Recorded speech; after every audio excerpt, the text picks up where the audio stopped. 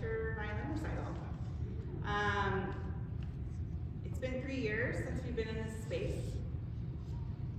It's been 3 years since I've made a program, like one that folds. And I'm really happy to be back in a super safe room. It's constantly flowing air. This recital really reflects my beginnings in this area and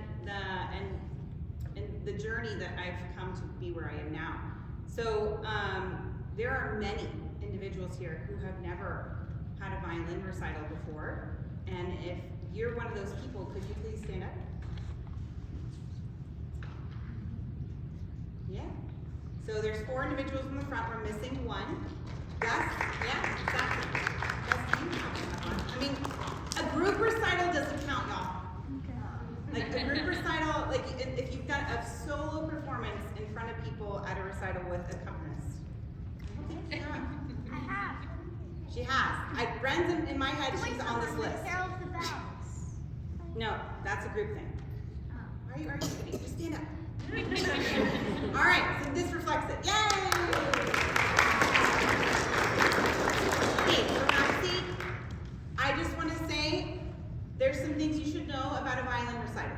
1, this is a family-friendly violin recital, meaning if you have someone who's small, we understand that things happen, but we try to use our quiet voices in here because everyone in here has worked really, really hard to stand on this stage and play the pieces they're going to play. Like, really, really hard. And the people around them in their houses have also worked really, really hard to have that person stand on the stage. And this is a really special thing. So for that, I'd like to applaud you for being here. Thank you.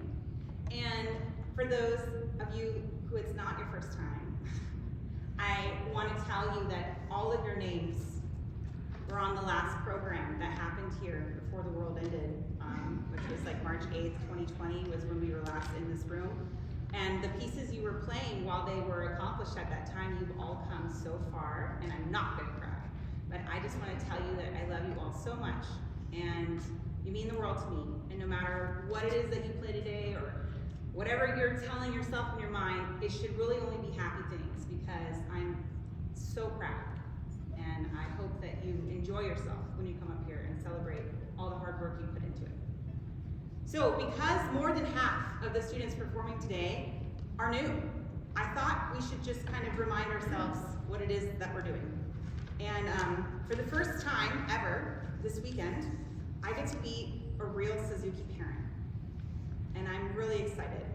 I'm actually traveling with my son to DC to get started with a piano teacher who is a colleague of mine and someone I consider a mentor, who studied with Dr. Suzuki. And I'm really excited that my son gets an opportunity to work with someone who is as passionate about music education, if not more, than I am, and who really strives to make this world a better place through music. So it all kind of originated with this guy.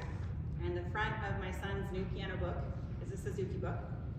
And this was the foreword, and as someone who has a master's of music in Suzuki pedagogy, I've never read these words before, so I thought I'd start the recital with reading his words. So this is the back of the program, and this little foreword he wrote is called, "The Destiny of a Child is in His Parents' Hands. Education begins the day a child is born. As an infant's body grows day by day, its powerful life force absorbs all the stimuli it receives externally, developing in the process of acquiring ability. Without stimulus to the life force, there will be no development in the child. Under conditions of neglect, nothing and no one can grow. For more than 40 years of experimental pedagogy, I have come to know, without a doubt, that ability is not inborn. Please raise your child to be a fine human being. Heart and ability depend entirely on the manner of nurturing. Everyone knows how important it is to cultivate seedlings with care. Yet some parents are inattentive and indifferent to their child's development. Without exerting any effort, they resign themselves to the thought that my child was born this way. I hope you will not repeat this lamentable mistake from past eras of human civilization." By the way, I don't think anyone in this room is making that mistake. But still, something to consider.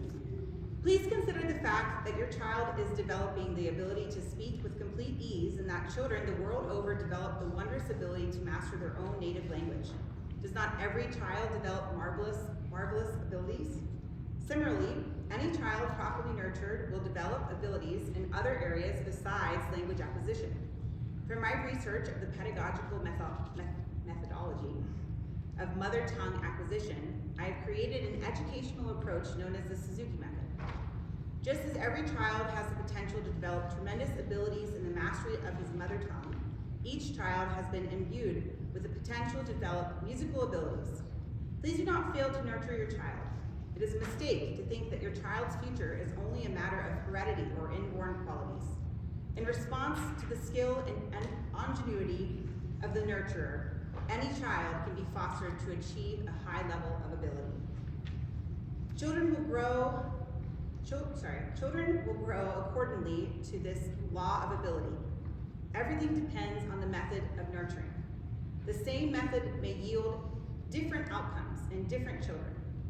Every child has the potential to develop ability in any field, at least to the level of his ability to master his mother tongue. Every child is a wonderful creature, a precious being. Please give your child the opportunity to be nurtured, and please explore the best ways to nurture him. Shinichi Suzuki. With that in mind, I'd like to present this program as what inspired him to create his method. We're going to begin with Jane Cook, who is playing the Mozart Violin Concerto No. 5, first movement, Sans Cadenza, which is Suzuki Book 9.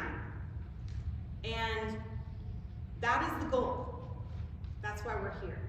It's because if you're a violinist and you're worth your salt, you can play the Mozart Violin Concertos. You can apply any kind of technique.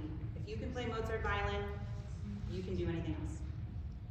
So the idea is, well, how do we get a 2-year-old, a 3-year-old, a 4-year-old, a 5-year-old to be able to play violin?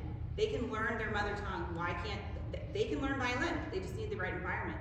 So Dr. Suzuki was inspired by the Bach double, and that's what we'll explore after that. And then we'll get into our twinklers, and you'll see a wonderful development of his methodology. Before I welcome Jane to the stage, I just want to say that I left Solian off the program through a printing error, and I'm so sorry. But Solian Buckley will also perform with our twinklers today, and unfortunately, Caslin Clark is sick today, so she will not be joining our program. But without further ado, I'd like to welcome Jane to the stage.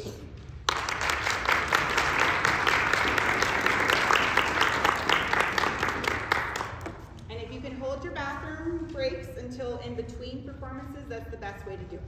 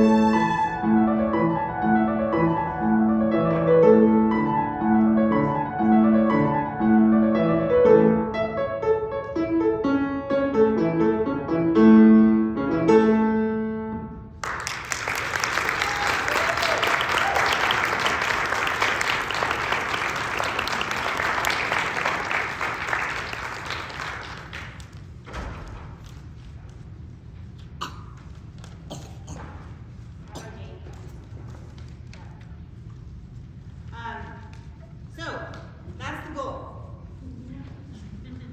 Someone goes, yeah. So what inspired him was what is right in the middle, Dr. Suzuki that is, right in the middle of the curriculum, which is the end of book 4 and the end of book 5, is the Bach double, concerto for 2 violins. And today I'd like to welcome Madeline Bloom to the stage to play the second violin part, which is the end of book 4.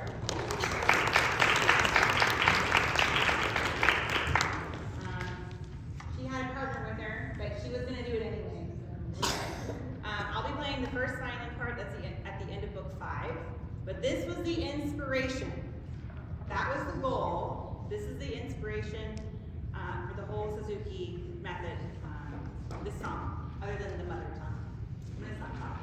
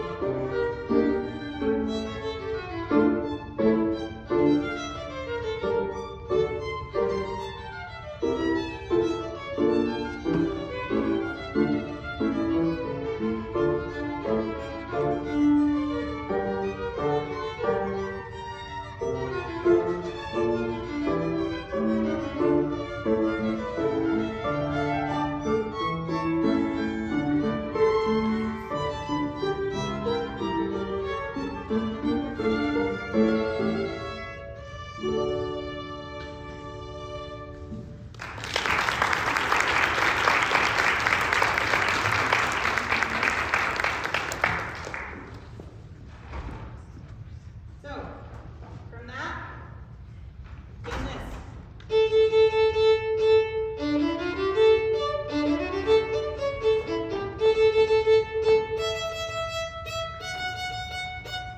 That's how you break it down. So, let's get there.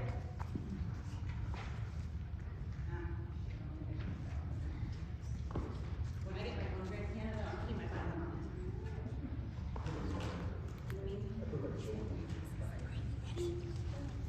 it. At this time, I'd like to welcome Zenobia to the stage, who's 3. And your mom. Sorry.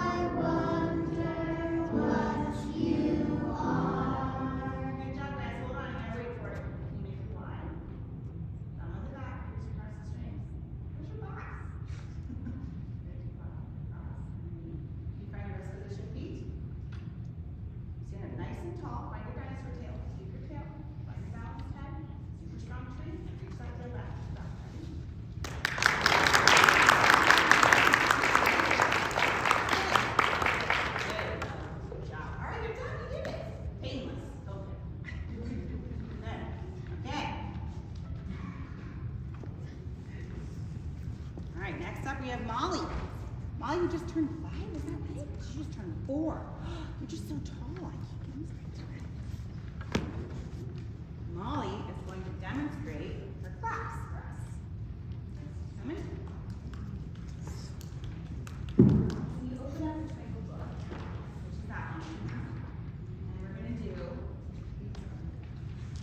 variation B, which is the second song. It's like 1 hand, but we're not there yet. All right, can you find your rest position toes? Rest position toes? Rest position toes?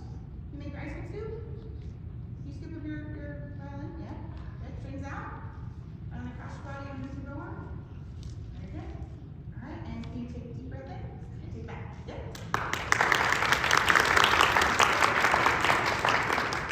Your playing toes, your green playing toes. Very good. Can you make it flat? Good. Thumb and back fingers across the strings.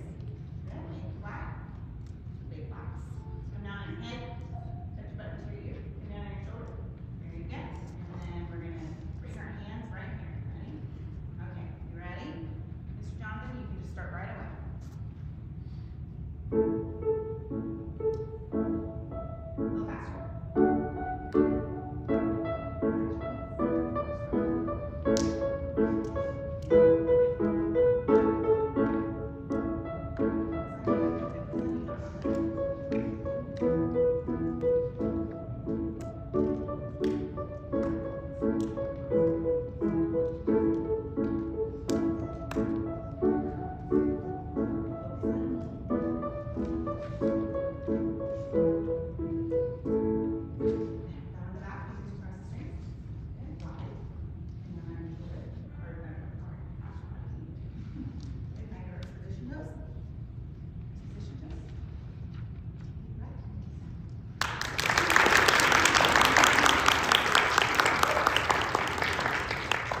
Next up we have Stoli and Buckley, who's 5. You're 5, right? I'm going to give us a little demonstration. Do you want Mom to come or do you want Mom to stay there? You sure? Let's give Mommy a stool.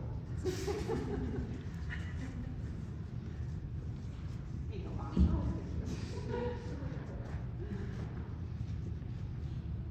Ready? Do you want me to hold my violin up so you can sing your parts, or do you want to go with your violin? Okay, good. You stay right there.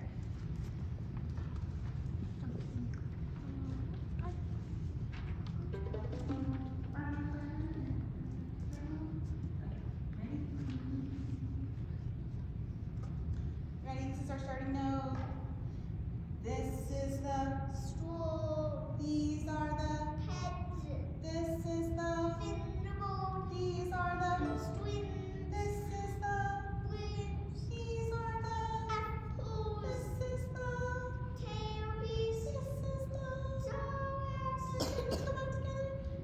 Chorus, tailpiece, apples, bridge, strings, fingerboard, pegs, and straw. Can you take it back? Good job.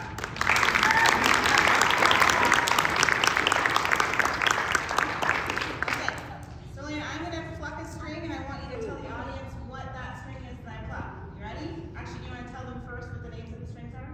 E, A, D, Z. That's right. Okay, so now I'm going to have you listen and you tell me which string it is that we're playing, okay? Ready? Good job, that's right. And what about? Should I trick you? Should I? Okay, he says I should trick him. What about this one? Come on, girls. G. That's right. And what about? What about this one? Do you hum it? D, yes, D. And then this one. Whose voice is that? Hey, that's your voice. Yeah, that's right. Good job. Bravo. Good job. Yeah, one more thing to do.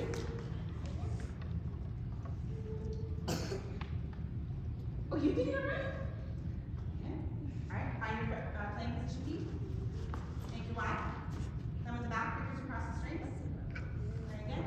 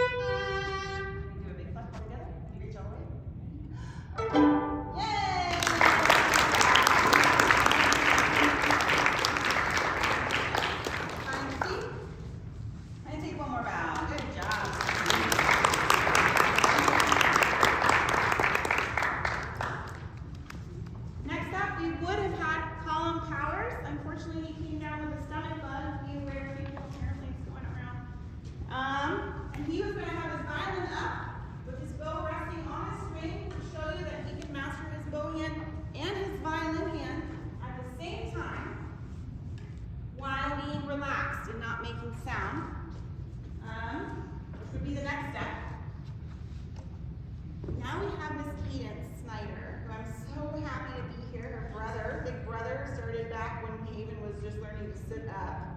And now she gets her first violin recital, real one, right? Okay, and she's gonna play variation A. She's worked very hard. So this is our tucka tucka stop stop. And go ahead and make sure that you get my violin, okay? Not yet. Your first position toes, make your ice cream scoops. Your violin and grab your bow. Good, rest position. And go ahead and take back.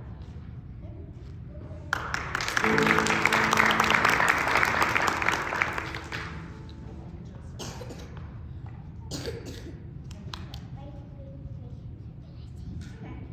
Even better. You should bring these to your lesson. Make it fun.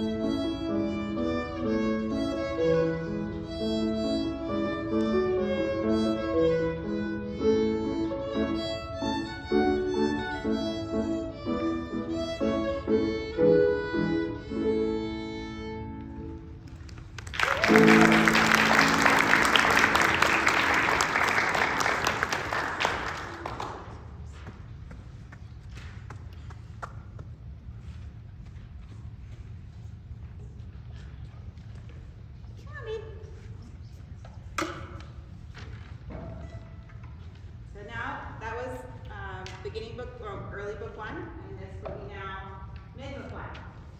And we're going to venture to the G string. Woo! Okay? And Ren's going to demonstrate her knowledge of staccato.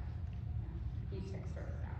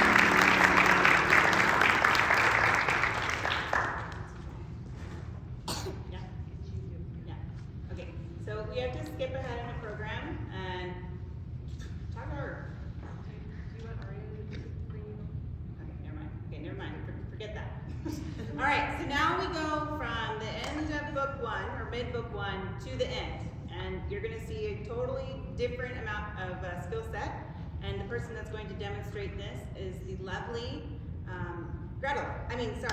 Natalie Brodman.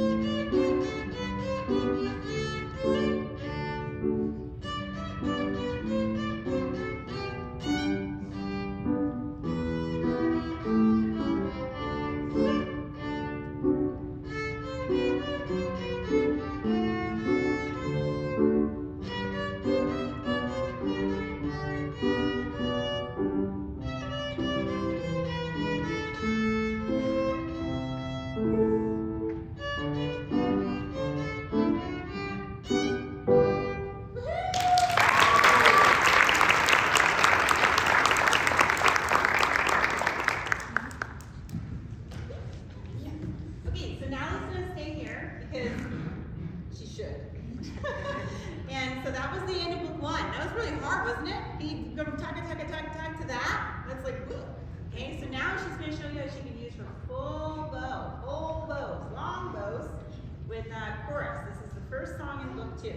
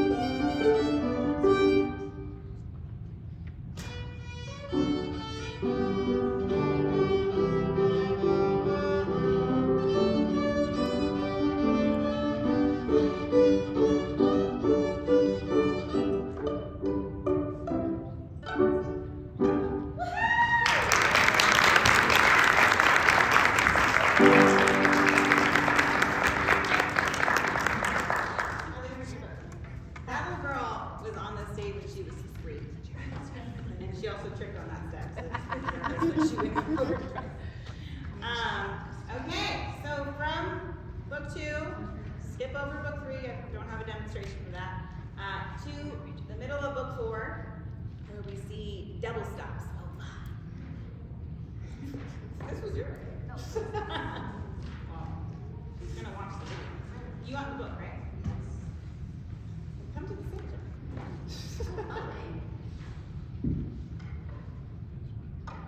Good to go.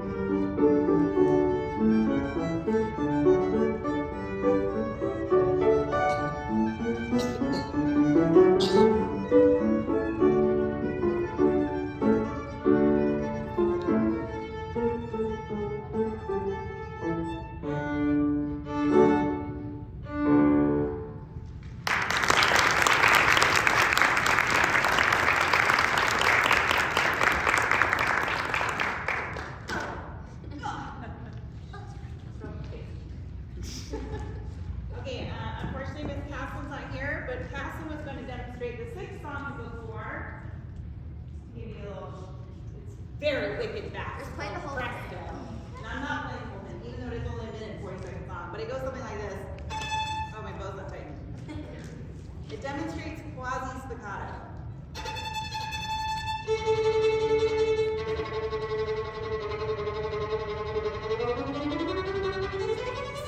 And she's 7. And she played it awesome yesterday, but unfortunately, we missed you, Caslin.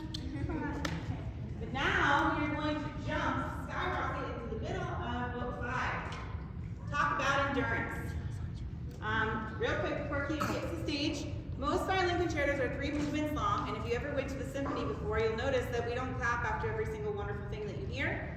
So, to demonstrate that skill and strength, you all are going to listen to her play something remarkable, and then you're not going to clap. It's going to kill you, but you can't do it. So when she's done, at the very, very end, where she plays a super, super long, low G on her open G string, and then she freezes and she's probably going to bolt off the stage and I'll drag her back. That's when you're going to just give her a round of applause. It's a pretty long piece because it's 2 movements long out of the 3. And at this time, I'd like you to welcome Cleo Souter to the stage to play the 3rd song in book 5.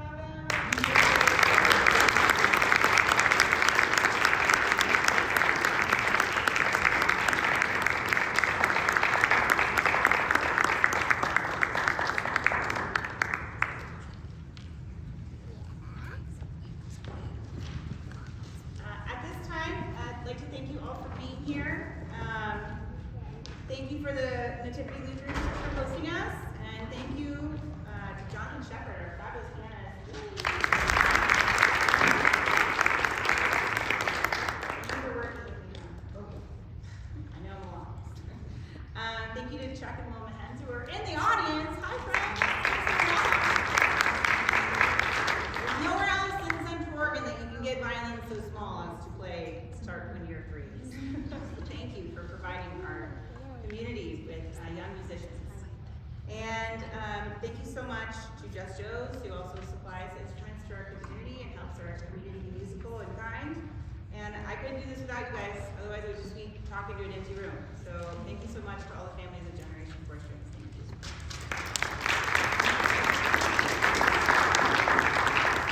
Again, at some point the tears are going to flow before the end of this year when I say goodbye to this next person. So So she started when she was 5 or 6? 6. She started when she was 6. So she's my senior now, which I guess she's more her parents' senior, but she's mine too. And how do you get to where Anne is? How do you get to where Jane is? And you do so by having an early start. You started at 6, good for you. Okay? Go, join me please. I don't want to be alone up here. You have a superior environment. A commitment to practicing. Have you practiced since you were 6? Yes. Yeah. A superior instructor. I'm working on it. And a thorough teaching method. Thank you, Dr. Suzuki. And also, you do so by listening and having motivation of the environment that you're in.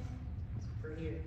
And tonalization. And I'd just like to go right into Anne's piece. This is a piece that is not in the Suzuki philosophy or method, but it's a wonderful piece. It is a chartist, which is a very common dance, and it tells a woeful story and also celebrates joy.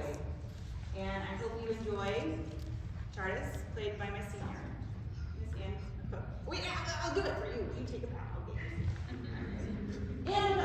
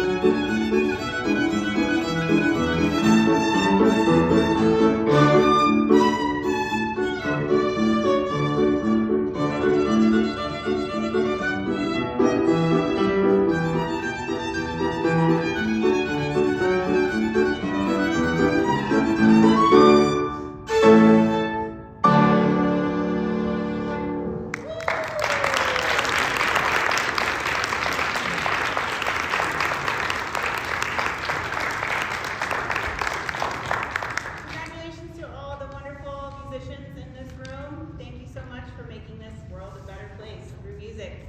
I couldn't do it without you. Mwah. Have a wonderful evening, safe ride home, and I'll see you all again here on May 22nd.